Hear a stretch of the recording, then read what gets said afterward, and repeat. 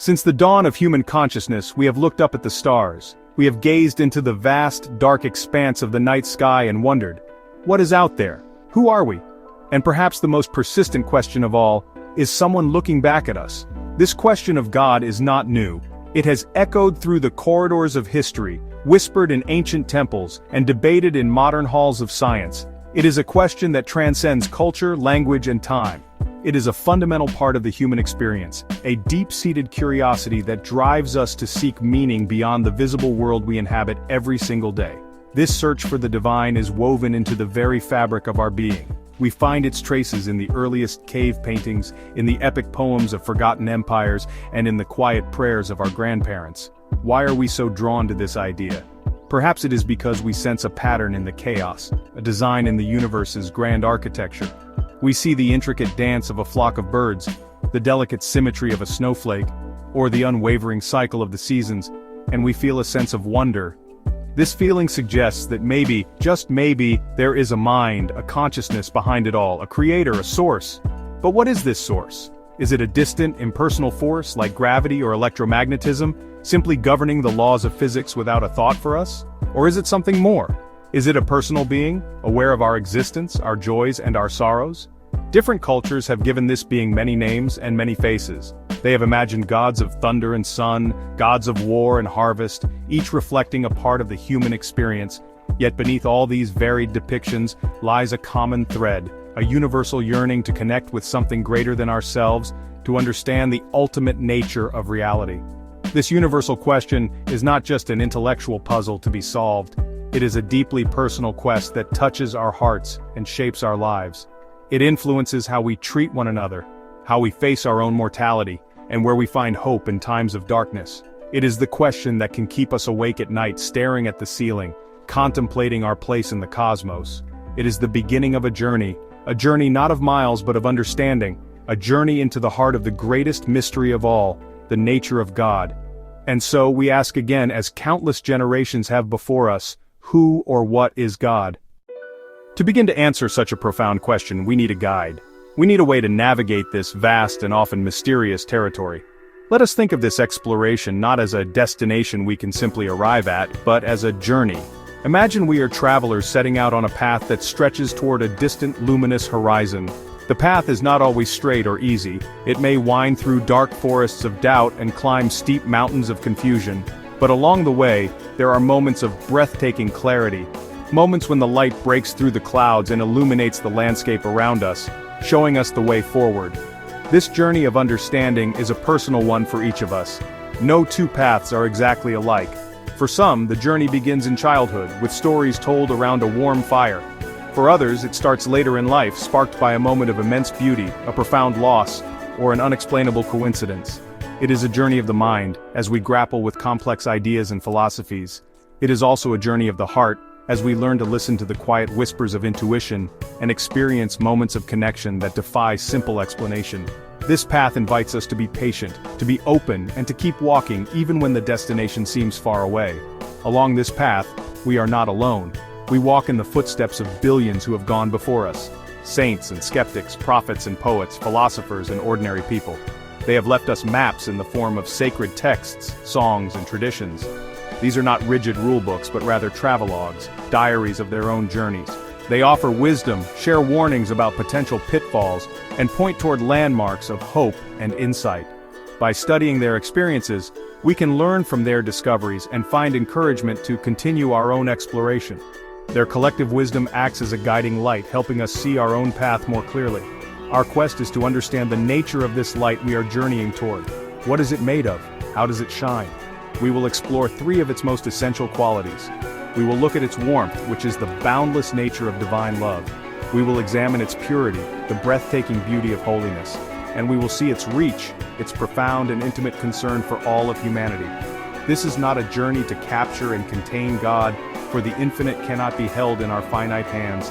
Instead, it is a journey to simply stand in the light, to feel its presence, and to let it transform us from the inside out. To truly grasp something as immense as the nature of God, we must start with what we can relate to. Let us begin with the concept of love. This is not just a fleeting emotion, but a powerful, life-giving force. Think of the sun. It shines not because it chooses to, but because it is its nature to radiate light and warmth. Its energy travels millions of miles across the emptiness of space to touch our world. It asks for nothing in return. It warms the righteous and the unrighteous alike. It nourishes the crops that feed us and illuminates the darkest corners. This constant, unconditional outpouring is a glimpse of divine love. Next, let us consider the idea of holiness. This word can sometimes feel distant or intimidating, associated with strict rules and judgment. But what if we thought of it differently? Imagine a source of perfectly pure, crystal-clear water, bubbling up from deep within the earth. This water is pristine, unpolluted and life-giving. Everything it touches is cleansed and refreshed. Holiness is like this. It is not about a list of don'ts, but about a state of perfect purity and goodness that is the very essence of God. It is a beauty so profound that it sets itself apart, not out of arrogance, but because of its unique and perfect nature. Finally, let us explore God's concern for humanity. It is one thing to imagine a powerful creator or a pure holy being. It is another thing entirely to believe that this being cares deeply about each and every one of us. Consider a master artist who has spent a lifetime creating a magnificent tapestry. Every single thread is chosen with care. Every color is woven with intention. The artist knows the story of each fiber and how it contributes to the beauty of the whole. In this same way, God's concern for humanity is intimate and personal. We are not just nameless figures in a crowd. We are individually known and valued parts of a grand, unfolding story. These concepts, love like the sun, holiness like pure water, and concern like that of a master artist for their creation, are just starting points. They are simple metaphors, human attempts to describe something that is ultimately beyond description. They are windows, not the complete picture. But by looking through these windows, we can begin to see the outlines of a reality that is more beautiful, more profound, and more wonderful than we can fully imagine. This is the foundation of our journey, to seek understanding of a God whose nature is one of radiant love, perfect holiness, and unwavering care for all of us. To understand God, we must begin with the strongest foundation, love. Not fleeting love, but a creative force. Think of love as something God, the bedrock of reality. This divine love shapes the universe. It's the reason for galaxies and the miracle of life. It's a constant, creative outpouring, the beginning and end of all things. God's very nature is to give, create, and sustain. The universe is a deeply personal creation rooted in love. Creation is an expression of God's loving nature. We are living inside a symphony of love. It is the central truth upon which everything else is built. Human love is often conditional, but the love of God is unconditional. Think of the sun. It gives its energy freely to all, without condition. This love is not based on our performance, it is a gift, given freely. Consider the love of a parent for a newborn child. You are loved simply because you are. This unconditional embrace is a source of profound security and hope. It is a constant presence, a steady light in the darkness, a peace that anchors the soul in the midst of life's storms. Divine love is an active, dynamic, and powerful force that pursues. It seeks out the lost, binds up the broken, and brings hope to the hopeless. Like a shepherd searching for one lost sheep, this love is personal and relentless. God goes to any length to find us when we are lost in addiction, grief, or despair. This love doesn't just find us in our brokenness, it works to restore and heal us. It enters into the painful parts of our lives and begins a process of transformation. God's primary concern is restoration, inviting us into the light of healing. If divine love is the foundation, we should see its echoes. We see it in acts of human kindness. These selfless moments are reflections of the foundational love that underpins the universe. We witness this love in forgiveness. Hope is another echo. These echoes, kindness, forgiveness, and hope, are all around us. We become conduits of that same divine love, allowing it to flow through us and into the world. We turn to holiness. For many, this word brings to mind a long list of rules, but this is a profound misunderstanding of what holiness truly is. It is a state of being. Think of a pristine, untouched wilderness, so remote and magnificent that it feels sacred. Holiness is like this. It is perfectly pure, whole, and good. God's holiness is His intrinsic, perfect goodness. We are gazing upon the very character of God. It is a breathtaking vision of ultimate purity and goodness. Let's explore holiness through a metaphor. Imagine discovering a perfectly clear stream. Its purity is absolute. Holiness is like this, a source of goodness, truth, and light. Drinking from it quenches the soul's deepest thirst. Encountering this purity cleanses and renews us, revealing our imperfections. God's holiness is this perfect purity, the source of all that is good. It's our spiritual compass, guiding us toward what is clean, whole, and good. It refreshes our being. Holiness is profoundly beautiful, but it is not always comfortable.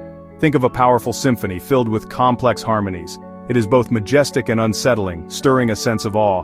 God's holiness possesses this captivating beauty. The laws of physics, ecosystems, and our moral conscience are all part of this divine symphony. When we encounter this holiness, it can retune our lives.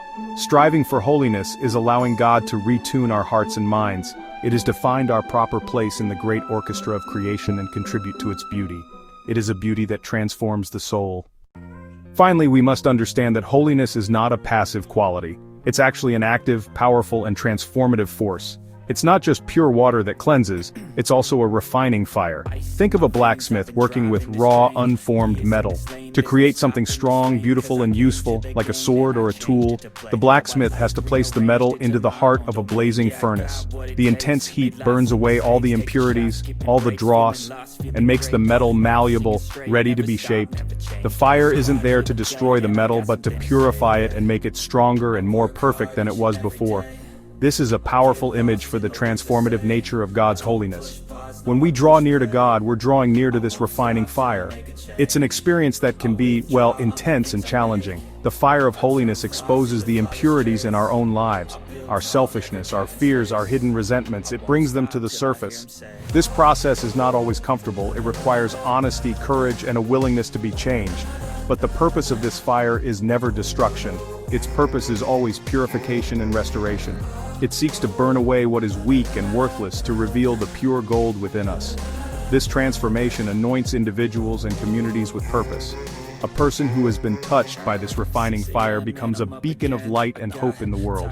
They exhibit a moral clarity and a spiritual strength that is, honestly, compelling.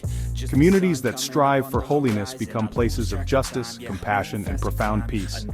They become living examples of what is possible when people align their lives with the perfect goodness of God. They're transformed from the inside out, becoming instruments of healing and renewal in a broken world, reflecting the very character of the God they serve. Therefore, the beauty of holiness is not something we can merely observe from a safe distance. It's something that invites our participation. It calls us to step into the refining fire, to allow ourselves to be purified, shaped, and strengthened. It's a journey from being a lump of raw ore to becoming a polished, beautiful instrument in the hands of the divine craftsman. It's the process of becoming more like the God who created us. More pure, more beautiful, more whole. This is the ultimate purpose of holiness, to transform us into a reflection of its own breathtaking beauty, for our good and for the good of the entire world. We have explored God's love and beauty. Now we must connect these concepts to our lives. Imagine a master weaver creating a tapestry. This artist is deeply involved with every single thread. Each thread represents a human life. Every thread is essential to the final picture. This is how God sees humanity. It's a concern for you, for me, for every individual. We're intentionally created works of art, woven with purpose and love.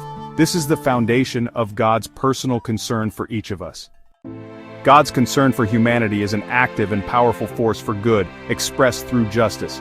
In the divine sense, justice is an expression of care, flowing from God's loving nature. Because He loves humanity, He desires for all to live in safety, freedom, and dignity. Divine justice is God's loving action to protect the vulnerable and restore balance. Like a gardener, God removes what harms so life can thrive. Movements for justice reflect God's concern that all be treated with fairness and respect. When we fight for the oppressed, we participate in God's work of justice. God is actively working to set things right, moved to act on behalf of the oppressed. While God's concern is expressed in grand acts of justice, it is also found in the quiet, gentle moments of compassion. Compassion is different from pity. Pity looks down from a distance. Compassion comes close, sits with us in our pain, and shares our burden. It is God's love in action in the face of human suffering. If justice is God's work to fix what is broken in the world, compassion is His work to heal what is broken in the human heart. It is the tender side of His concern, the gentle touch that soothes our deepest wounds. It is the assurance that even when things cannot be fixed, we are not alone in our sorrow. To understand this, imagine a skilled and caring nurse attending to a patient. The nurse may not be able to cure the underlying disease, but their presence brings immense comfort. They offer a cool cloth for a fevered brow, a steady hand to hold during a moment of fear, and a listening ear for words of pain and anxiety. The nurse's compassion does not eliminate the suffering, but it makes it bearable. It reminds the patient that they are seen, valued, and cared for. This is a beautiful picture of God's compassion. He draws near to us in our moments of grief, loneliness, and despair, offering a comfort that the world cannot give. We are the primary vessels through which this divine compassion flows into the world. When we sit with a grieving friend, when we listen without judgment to someone's struggles, or when we offer a simple act of kindness to a stranger who seems overwhelmed, we are doing God's work. These are not small or insignificant acts. They are powerful expressions of divine concern. Every time we choose to enter into someone else's pain and offer comfort, we are allowing God's compassionate heart to beat within our own. We become His hands and His voice, extending His tender care to a hurting world that desperately needs it. This compassion is a constant, life-sustaining presence. It is like the air we breathe, often unnoticed, but absolutely essential for our survival. It is the quiet strength that gets us through another day. It is the unexpected moment of grace that lifts our spirits. God's concern for humanity is not just about a future hope of justice, it is about a present reality of comfort and companionship. It is the promise that no matter what we face, we are held in the arms of a compassionate God who weeps with us when we weep, and who is always working to bring healing and peace to our troubled hearts. Ultimately, God's concern for humanity is not something we are meant to simply observe and admire from a distance. It is an invitation. It is a call to move from being passive spectators to becoming active participants in His work of love, justice, and compassion. Having been created by the Master Weaver, cared for by the just gardener, and comforted by the compassionate nurse, we are then invited to join the work. This is perhaps the most profound expression of God's concern. He values us so much that He chooses to partner with us in the healing and restoration of the world. He entrusts us with this sacred and beautiful task. This invitation is extended to every single person. It does not require special qualifications, great talent, or immense power. It only requires a willing heart. It is an invitation to see the world through God's eyes, to see the inherent value in every person, to feel a righteous anger at injustice, and to be moved with compassion for those who are suffering. It is a call to align our own concerns with God's concerns. This means looking beyond our own needs and desires and asking, how can I be an instrument of God's care in my family, my community, and my world today? The possibilities for answering this call are endless. When we accept this invitation, our lives take on a new and deeper meaning. We are no longer just living for ourselves, we are living for a purpose that is much greater than our own survival or happiness. We become part of a story that began at the dawn of time and stretches into eternity. Our small, everyday actions of love and service become significant. Making dinner for a sick neighbor, mentoring a young person, advocating for the voiceless, or working to protect the environment, all of these become acts of worship, our response to the God who is so deeply concerned for us and for all of creation. This is the beautiful cycle of divine care. God pours out His love and concern upon us, and in response we are filled and empowered to pour out that same love and concern upon others. It is a dynamic, life-giving flow that has the power to transform the world from the inside out. God's concern for humanity is not just a theological idea, it is a living reality that calls for our response.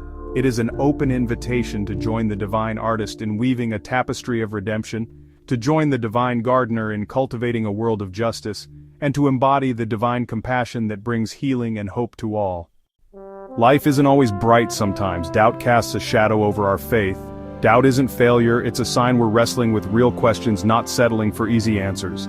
It can come from heartbreak or from the vastness of the universe, but it's part of being human. Faith that's never questioned as fragile doubt can make it resilient and real. Let's face the shadow honestly, because in wrestling with doubt, our faith grows deeper and stronger.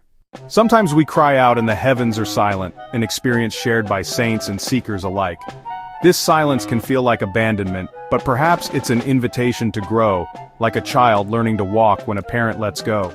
In these moments, faith isn't about feeling God's presence, but choosing to trust He's still there.